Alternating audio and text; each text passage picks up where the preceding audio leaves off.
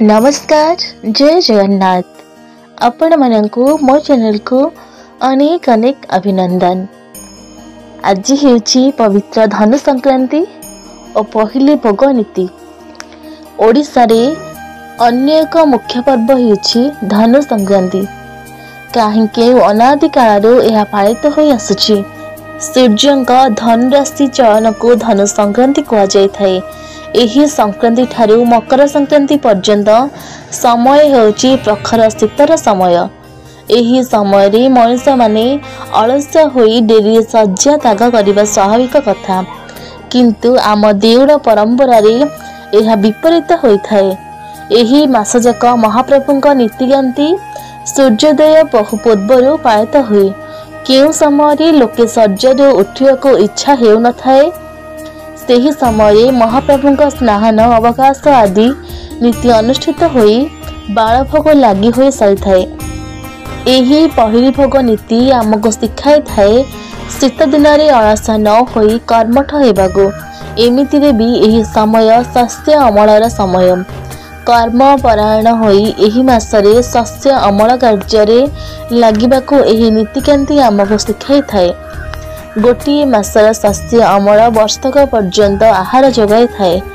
पहली भोग नीति धनु संक्रांति ठारू मकर संक्रांति पर्यंत पालित होई थाए। विश्व प्रसिद्ध श्री जगन्नाथ मंदिर रे सकल प्रकार नीति पर्व पर्वाणी उत्सव इत्यादि वर्षक विभिन्न समय रे पालित हेबा संगे संगे अनेक प्रकार भोग द्रव्य प्रस्तुत होई रत्न सिंहासन रे अधिष्ठित महाप्रभु को समर्पित होई थाए। पौराणिक मत अनुजाई भारतर चारिधाम मध्यरु श्रीक्षेत्र परम ब्रह्मंकर भोजन धाम भाव रे सुविदित। एही क्षेत्र रे भोगर प्राधान्य रहिछि। विभिन्न जानी जात्रा रे स्वतंत्र भोगर व्यवस्था मध्य रहिछि। सेथिपय यथार्थ रे कुहा जायछि बड़ देउड़ रे रागिछि नाट नीति पुण्य नीति हाट। श्री जगन्नाथଙ୍କ सेवारे श्रृंगार वीर वात्सल्यादि समस्त रसर सेवा भाव रहिथाए। तन्मध्यरु धनु संक्रांति ठारू मकर संक्रांति पर्यंत वात्सल्य रस उपासनार समय। धनु संक्रांति ठारू श्रीमंदिर रे आरंभ होइथाए श्रीजीवଙ୍କ पहली भोग नीति। सकाळ सकाळ कुआ का कहवा पूर्व महाप्रभुंक पाखरे लगी होइथाए पहली भोग। रामकृष्ण बेनी भाई को खुआई देई थांदी मां जशोदा। सेथिपाई श्रीमंदिर महाप्रभुंक स्थल नीतिकांति होइथाए। मासे जाए श्रीजीव को अर्पण होइथाए पहली भोग। मां का हाथ रंधा खाद्य खाई थांदी महाप्रभु। कथित अछि जे एही मासरे महालक्ष्मी बापघर यात्रा करिथांदी। एणु वात्सल्य ममतामयी मां जशोदा श्री जगन्नाथଙ୍କ प्रभातରୁ शीघ्र रोषेई करी विभिन्न प्रकार व्यंजन सहित अन्न शीत समय गरम गरम खाइबाकू देइथांदी। एणु एही भोग मां जशोदाଙ୍କ पुत्र प्रति वात्सल्य स्नेह और नैसर्गिक प्रेमर निदर्शन। सेथिपाई एही पहली भोगर व्यवस्था चली आसीछि। पौराणिक आख्यान अनुजाई एकदा द्वारिका श्रीकृष्ण माता जशोदा स्मृति रे व्याकुलित होई बाल गोपाल रूप धारण करितबा बेले नारद सेठारे उपस्थित होई ताहार रहस्य जिज्ञासा करिथिले। श्रीकृष्ण द्वारा प्रेरित होई नारद गोपपुर रे उपस्थित हेले। कृष्ण बलराम दुई भाई को जशोदा कोल रे बसी नाना सुनिष्ठ द्रव्य आनंद रे भोजन करथिबा देखिले। श्री जगन्नाथଙ୍କ पहली भोग एहार स्मारकी। स्कंद पुराण रे बा श्रीमंदिर विभिन्न पर्वपर्वाणी वर्णना करा जाउथिबा वामदेव संहिता और नीलाद्रि महोदय पहली भोगर कौनसी विवरणी नाही।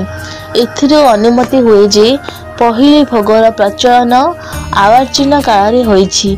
एहा ख्रीष्टीय 1600 शताब्दी रे प्रचलित थिबार जणा पड़े। एहा परे सकाळधूप होई साहाण मेला दर्शन हुए। मध्यरात्र सुधा पहुड़ हुए। परंपरा अनुसार धनु संक्रांति रे बड़ ओडिया मठरू ठाकुरंको भोग पाई मुआ आसी थाए। श्रीमंदिर रे धनु संक्रांति ठारू मकर संक्रांति पर्यंत सकाळर गोपाल बल्लभ भोग नीति सहित पहली भोग नीति अनुष्ठित होई थाए। एही दिन मानकरे रात्र 2 घड़ी थाई द्वार फिटा नीति मंगल आरती अवकाश हुए। ତାହାପରେ ଘୋଡ଼ ଅଳଙ୍କାର ଲାଗି ହୋଇ ବେଶ ହୋଇଥାଏ। ତତ୍ପରେ ଭିତର ବାହାର ଶୋଧ ହୋଇ ଅଣସର ପିଣ୍ଡିଠାରେ ଗୋପାଳ ବଲ୍ଲଭ ଭୋଗ ବଢ଼ା ଯାଇଥାଏ।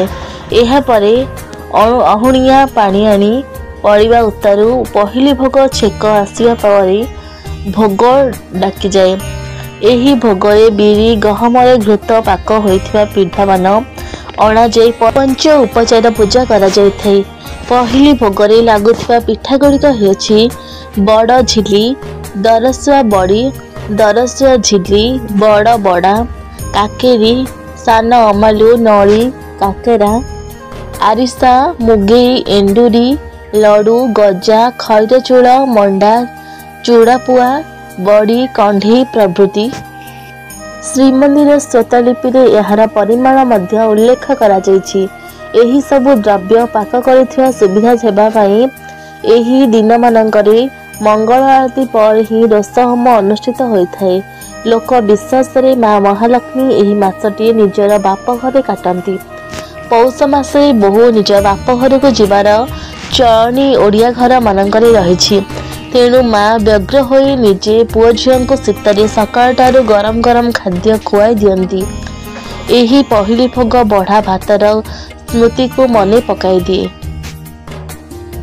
ଜୟ ଶ୍ରୀ ଜଗନ୍ନାଥ।